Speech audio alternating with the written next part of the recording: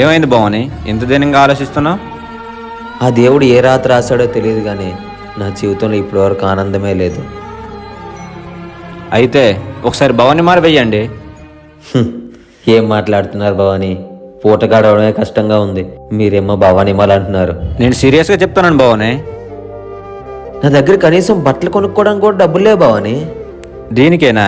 ఒకసారి అమ్మవారి గుళ్ళోకి వెళ్ళి మీ మనసులో మాట చెప్పండి. మీ దీక్షకు దుర్గమ్మే తోడుగా ఉంటుంది. అమ్మా దుర్గమ్మ, నాకైతే నీ మాల వెయ్యాలని ఉంది, కానీ పూట గడవడానికే కష్టంగా మారిన బ్రతుకునాది. నాకు తోడుగా ఉండి ఈ భవానీ దీక్ష పూర్తి చేపించమ్మా.